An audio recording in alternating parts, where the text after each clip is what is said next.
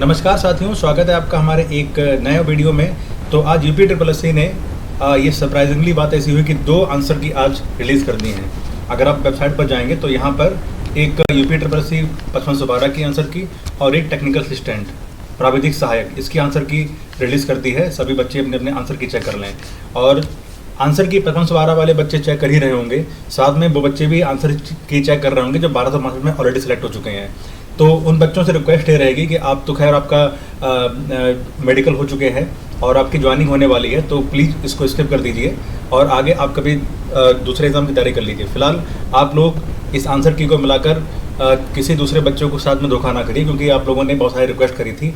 और साथ में मैं उन टॉर्च बियरर से, उन नेता लोगों से भी रिक्वेस्ट करूंगा जो 1262 के लिए आगे आए थे और उन्होंने बहुत बड़ा आंदोलन रचा वहाँ पर और बाद में साथ में संघर्ष किया उन्होंने और इस एग्ज़ाम को कंडक्ट कराने के लिए अहम भूमिका निभाई थी। बार बार आंदोलन में जाते रहे और लगातार उन्होंने अलग अलग तहसीलों में जाकर और पुलिस विभाग में जो बच्चे ऑलरेडी सिलेक्टेड हो चुके थे उनको लिए रिक्वेस्ट करी थी कि भाई आप यूपी ट्रिपल एस सी 1200 में डीबी देने मत जाना, टाइपिंग देने मत जाना। तो मैं उन टॉर्च बेयरर्स को, उन तथाकथित नेताओं से भी बोलना चाहूँगा कि अब आप लोग दही ना जमाए मुँह में। आपका भी सिलेक्शन हो चुका है, तो जिस तरह से आप लोगों ने वो चीज़ फील करी है वो चीज़ अब दूसरे बच्चे ना फील करें 5512 वाले, इसलिए आप आगे फिर से एक बार आएँ और जो बच्चे सिलेक्ट हो चुके हैं 1262 में उनसे आप फिर से रिक्वेस्ट करिए कि ठीक है, अब 5512 प्रोसेस आगे स्टार्ट हो चुकी है, तो आप लोग अब डीबी करवाने मत जाइए। इतनी रिक्वेस्ट तो आप कर ही सकते हैं। मेरा मानना है कि आप लोग मानेंगे वैसे भी नहीं, क्योंकि अच्छे डिपार्टमेंट्स सभी को पता होते हैं। आप लोग भी डीबी देने के लिए जो जरूर जाएंगे, इसलिए अभी तक आप लोगों का एक वीडियो, एक ऑडियो कुछ भी वायरल नहीं हुआ है, ना ही आप लोगों ने मैसेज किया है। क्योंकि चाहे आप मास्क लगाकर जाएं, चाहे आप कैप लगाकर जाएं, चाहे आप लूज कपड़े पहनकर जाएं डीबी करवाने के, टाइपिंग करवाने के लिए, लेकिन आप भी जाएंगे। मेरा मानना तो ये है। तो मैं आपसे भी रिक्वेस्ट करूंगा इस चीज़ के लिए कि आप भी 5512 में आंसर की ना चेक करें, ना ही इसको आगे 1262 के लिए रिक्वेस्ट करें। उनको भी रिक्वेस्ट करना है आपको अपने साथ में भी कि मैं भी नहीं जा रहा हूँ और आप भी ना जाइए, क्योंकि आप टॉर्च बेयरर थे, आप उनके नेता थे, आप उनके लीडर थे। अगर आप नहीं जाएंगे तो शायद आपके साथ साथ में जो आपको फॉलो करते थे वो भी नहीं जाएंगे। अगर आपके मन में पाप ना हो तो आप लोग एक वीडियो बनाकर रिलीज कर सकते हैं बच्चों के लिए जो 1262 में ऑलरेडी अपना मेडिकल करवा चुके हैं और अगले 10 दिनों में कार्यालय में होंगे। ओके, तो अब बढ़ते हैं हम लोग 5512 के रिजल्ट के बारे में, आंसर की के बारे में। आज एक रिवाइज आंसर की आई। एक्चुअली मैं ऑफिस में था तो ऑफिस में मुझे मालूम पड़ा, अभी जैसे मैं घर आया हूँ वैसे मैं देख रहा हूँ। तो यहाँ पर देखो, एक तो टेक्निकल असिस्टेंट की आई है। जिन बच्चों को टेक्निकल असिस्टेंट वाले बच्चे हैं वो अपने यहाँ से चेक कर सकते हैं। और ये है हमारी 5512 की। यहाँ पर देखो, एक जो जहाँ जिन बच्चों को पूर्ण अंक मिला है वो इस क्वेश्चन नंबर 17 में इनको पूर्ण 1 नंबर मिले हैं सभी को, 20 नंबर। ये देखिए यहाँ पर आपको पूर्ण अंक मिला है। तो ये एक देख सकते हैं कि एक हमारे एक भाई साहब इंस्टा पर मैसेज करते हैं और यूट्यूब मैसेज करते हैं कि उनके बच्चे का 0.25 नंबर से 1262 में सिलेक्शन होने से रह गया। सोचिए, अब यहाँ पर लगभग 6 नंबर्स का मार्जिन देखने को मिल रहा है, 6 नंबर का। तो यहाँ पर आप सोचिए कट ऑफ कहाँ तक पहुँचेगी। एक्चुअली कट ऑफ के बारे में मैं बात करूँगा, फिलहाल आज आंसर की के बारे में बात करते हैं। कट ऑफ का वीडियो फिर कहीं बना देंगे फिर से। और जहाँ तक मैंने पहले बताई थी उसी के आसपास से रहेगी, बट थोड़ा बहुत डिफरेंस देखने को मिलेगा। कम तो नहीं मिलेगा लेकिन ज़्यादा देखने को मिल सकता है, वो अलग बात है। तो हम उसके बारे में डिस्कस कर लेंगे। फिलहाल अभी हम सिर्फ देखते हैं कि कहाँ आपके चेंजेस आए और चेंजेस में किसको फ़ायदा होगा। तो देखिए, जिन बच्चों ने ये क्वेश्चन अटैम्प्ट ही नहीं किए थे, जिन बच्चों ने क्वेश्चन अटैम्प्ट नहीं किया तो उनको तो फ़ायदा हो गया, या जिन्होंने गलत क्वेश्चन कर दिया होगा तो उनको तो फ़ायदा हो गया इस चीज़ को लेकर कि वहाँ पर पूरा नंबर अंक मिल गया इनको। अब यहाँ से घाटा उन बच्चों को यहाँ से हो चुका है कि जिन लोगों ने पहले से इस क्वेश्चन को सही किया होगा, अब ना तो उनका क्वेश्चन बढ़ेगा ना घटेगा। और उन्होंने इस क्वेश्चन को करने में टाइम लगा दिया होगा, मतलब टाइम भी उनका खराब हुआ होगा। जिन बच्चों ने गलत कर दिया या छोड़ दिया तो उनका टाइम भी खराब नहीं हुआ होगा पेपर को सॉल्व करने में या क्वेश्चन को सॉल्व करने में, बट उनको घाटा हो गया। जिन बच्चों ने इसको क्वेश्चन करने में थोड़ा अपना दिमाग लगाया होगा पेपर के टाइम पर, और जिन बच्चों ने इसको सही करके आए हैं तो उनका घाटा हो गया, ना उनका प्लस हुआ ना माइनस हुआ। तो उसके बाद में 26 के बाद में एक 29 वाला क्वेश्चन वो आपका चेंज हुआ है। फिर हम आते हैं आगे, क्वेश्चन नंबर, ये रीजनिंग चल रही है हमारी 50। यहाँ देखिए, यहाँ पर पूर्ण अंक मिला है। तो यहाँ पर भी वही सेम चीज़ हुई है कि ना जिन बच्चों के नंबर क्वेश्चन गलत हो गए थे तो उनका फ़ायदा हो गया है। उसके बाद में हमारे पास में कुछ क्वेश्चन ऐसे थे जिनके आंसर चेंज हो गए, जहाँ पर जिन बच्चों के पहले से ही गलत क्वेश्चन थे, गलत मान लिया था, बाद में वो ठीक क्वेश्चन हो गया उनका।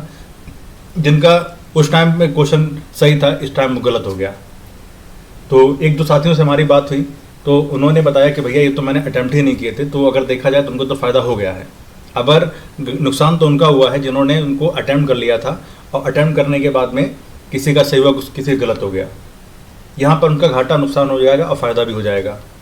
तो अगर देखा जाए ओवरऑल तो काफ़ी एक बड़ा चेंज आने वाला है, जहाँ पर 0.25 पे फाइट होगी बच्चों के बीच में। वहाँ पर अगर 6 नंबर का मार्जिन देखने को मिल रहा है। अब एक भाई साहब ने मुझे मैसेज किया, उनके लगभग 66 नंबर थे शायद, वो 70 क्रॉस कर गए।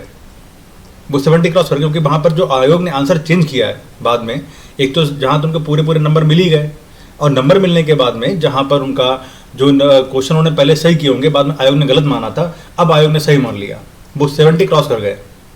उन्होंने अपनी बाकायदा OMR भेज दी मुझको कि भैया अगर आपको बिलीव ना हो तो आप OMR मेरी चेक कर सकते हैं।